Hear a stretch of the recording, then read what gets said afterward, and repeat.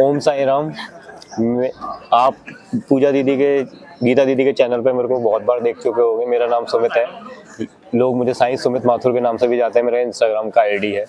मैं बाबा के musical promotions करता हूँ, बाबा के वीडियोस बनाता हूँ, बाबा की क्लिप्स बना के उनको बॉलीवुड के गानों के साथ मैं सिंक्रोनाइज़ करके उनको उनके मतलब के हिसाब से बाबा के साथ मैं अटैच करके वीडियोस डालता हूँ। ये वाला जो एक्सपीरियंस है, ये मेरा अपना पर्सनल एक्सपीरियंस है, मेरी जॉब से रिलेटेड है।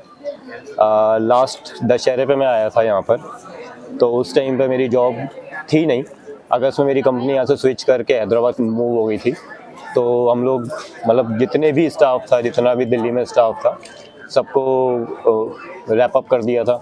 सैलरीज वगैरह फुल एंड फाइनल करके कि भाई अब आपको नई जॉब ढूंढनी पड़ेगी। मैंने बीच में 3 महीने अपनी स्किल्स को अपग्रेड किया, वीडियो एडिटिंग सीखी, मैंने एआई के ऊपर काम किया, ऑटोमेशन, आर्टिफिशियल इंटेलिजेंस के ऊपर, ताकि बाबा की वीडियोस वगैरह के ऊपर मैं उस चीज़ में काम कर पाऊँ। चीज़ों सर्टिफिकेट भी लिया मैंने, सर्टिफिकेशन है मेरे पास एआई का। फिर उसके बाद में जब मैं दशहरे पे यहाँ पे आया हूँ बाबा के पास, तो मैंने बाबा को एक ही रिक्वेस्ट करी थी। मैंने कहा बाबा इस बार आया हूँ, फ्री होके आया हूँ, 7 दिन रुक के गया था, 7 से 10 दिन का स्टार्ट था मेरा यहाँ पे स्टे। तो मैंने बाबा के साथ बहुत बहुत मस्ती करी। दशहरे पे रथ यात्रा ली, सब खिंच के पालकी ली। मैंने बाबा को जाते जाते एक ही रिक्वेस्ट करी, मैंने कहा बाबा अभी जा रहा हूँ, अभी मेरे पास जॉब मेरे हाथ में नहीं है। मैं कहा अब आपको देखना है कि आप मेरे को कितना टाइम फ्री रखते हो, कितने टाइम में मेरे को जॉब आगे ऑफर मिलती है, नहीं मिलती है। लेकिन एक बात मेरे ध्यान में नहीं रही कि जब मैंने अगस्त में मेरी कंपनी रैप अप हो रही थी, तो मेरे दिल में एक चाह थी कि मैंने बाबा को दिल में, मैंने किसी को पर्सनली नहीं बोला, मैंने ना बाबा के सामने रिक्वेस्ट करी, केवल एक दिल में एक रखा कि मैंने कहा बाबा 3-4 महीने मुझे फ्री रहना है, मेरे को अपनी हेल्थ के ऊपर काम करना है, टाइम देना है, प्लस अपनी स्किल्स को थोड़ा सा, क्योंकि जॉब में रहते हुए आपके पास टाइम बचता नहीं है। तो जब मैं यहाँ से दशहरे के बाद मैं यहाँ से गया हूँ, मैंने 4 दिन या 5 दिन रहे होंगे मेरे पास। मैंने एक इंटरव्यू दिया, सिलेक्शन। मार्केट इतना डाउन था कि मुझे एक्सपेक्टेशन ही नहीं था कि कहीं मेरे को इंटरव्यू के लिए कहीं कॉल भी आ जाएगी। मैंने बाबा को बोला, मैंने कहा बाबा बहुत दूर है, मतलब मेरा घर द्वारका में है, मुझे ऑफ़र मिला ग्रेटर नोएडा का, 110 किलोमीटर डेली का आना जाना। बाबा ने मुझे बाइक दी हुई है, मेरे को एक तरह से एक एक्साइटमेंट भी था कि मुझे रोज़ बाइक चलाने को मिलेगी, लेकिन रात में 2 बजे नोएडा से वापस द्वारका तक आना वो बहुत रिस्की है। तो मैंने बाबा को बोला, मैं कहा बाबा 110 किलोमीटर बहुत ज़्यादा हो जाएगा, मैं कहा कुछ कम का करवा दो। बाबा ने सेक्टर 16 का ऑप्शन दिया। अगले 5-6 दिन में इंटरव्यू की कॉल दी, मेरे को सिलेक्शन हो गया। मैंने कहा बाबा अभी भी आना जाना ऑलमोस्ट 60-70 किलोमीटर पड़ेगा। मैं कहा मतलब वो एक दिल में रहता है ना कि कैसे करूँगा ट्रैवल, मतलब घर पे और सेफ्टी इशू भी है, घर का भी ध्यान रखना है। बाबा ने तीसरा ऑप्शन दिया, 20 किलोमीटर एक साइड से, गुड़गांव का ऑप्शन था। मैं कहा बाबा दूरी कम हो गई, अब सैलरी कम करवा दी तुमने। मैं कहा जहाँ का ऑप्शन मुझे मिल रहा है, जहाँ दूरी ज़्यादा है वहाँ सैलरी भी ज़्यादा है। मैं कहा मेरे अपने भी टारगेट्स हैं, मेरा अपने भी कुछ है प्लान्स जो मुझे करने। तो बाबा ने कहा घर बैठे काम कर, वर्क फ्रॉम होम का ऑप्शन दिया। वर्क फ्रॉम होम का ऑप्शन दिया तो सैलरी मतलब वो बिल्कुल ही नेगोशिएट हो गई थी कि मतलब मैं जिस लास्ट सैलरी पे काम कर रहा था, मुझे वो सैलरी भी ऑफर नहीं हुई। तो मैंने कहा बाबा, मतलब वही दिमाग में रहता है ना कि 4 ऑप्शन है आपके पास, आपको क्या करना है। मैंने वैसे ही थक हार के मैंने कहा चलो ऑप्शन और कॉल आ रही हैं, इंटरव्यू देते हैं आगे का।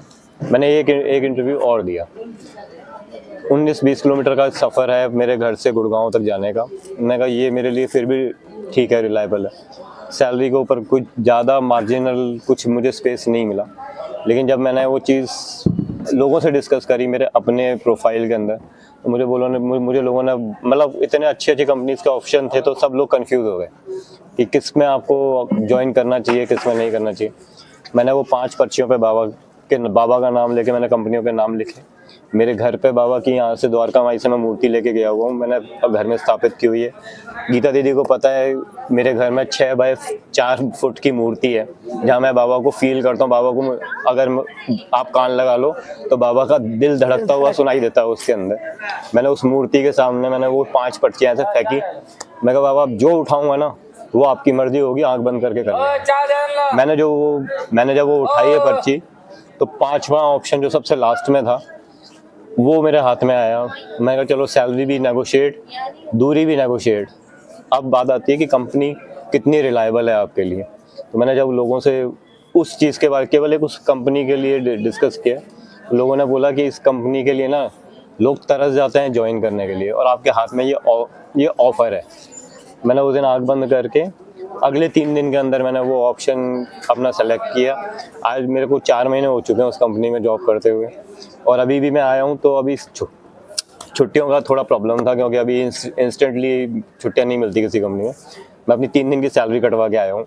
मैं बाबा रंग पंचमी है, दशहरा है, गुरु पूर्णिमा है, कोई त्यौहार ऐसा नहीं है जो तुमसे बढ़कर होगा। तो सैलरी कटेगी, कोई बात नहीं, आना तुम्हारे पास ही है। 2 दिन की छुट्टी मिले, 3 दिन की छुट्टी मिले, 7 दिन की छुट्टी मिले, वो आपके ऊपर है। आप जितने दिन के लिए बुलावा आप भेजोगे, जितने दिन के लिए आपका ट्रेन का रिजर्वेशन आप करवाओगे, वो मैं करके आऊँगा ज़रूर, ये पक्का है। इस बार आया हूँ तो बहुत सारा एक्सपीरियंसेस हुए हैं। बाबा ने इस तरीके से रेड कारपेट पे रख के बुलाया है कि सारे दर्शन, रथ यात्रा, पालकी, अंदर के समाधि दर्शन किसी भी लाइन में नहीं लगने दिया बाबा ने। 3-3 मिनट के अंदर मैंने दर्शन किए द्वारका माई के अंदर, समाधि मंदिर के। रथ यात्रा में यहाँ से रथ निकला है, मैं अंदर द्वारका माई में मुझे बाबा ने लकीली बैठा दिया। मैं रथ को हाथ पीछे से धक्का दे के मैंने पीछे से बाबा के धक्का लगा के मैं बाहर तक यहाँ तक लेके आया हूँ। वो रथ मेरे पैर के ऊपर से निकला है। 400 किलो का रथ है वो, और मेरे इसमें पेन था कल, मुझे लगा फ्रैक्चर हो गया, लेकिन बाबा ने आज, वो रात में मैं सोया हूँ, आज बाबा ने दर्द खत्म कर दिया।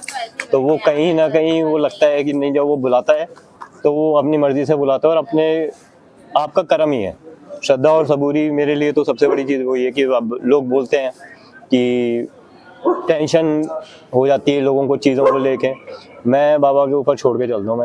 मैं कहा अच्छा हुआ तो भी बाबा ही संभालेंगे, बुरा हुआ तो भी बाबा ही संभालेंगे। अपने को टेंशन लेने वाली चीज़ नहीं, क्योंकि बिल्कुल। अब बाबा के सामने एक रिक्वेस्ट और है, वो दिल में लेके जा रहा हूँ।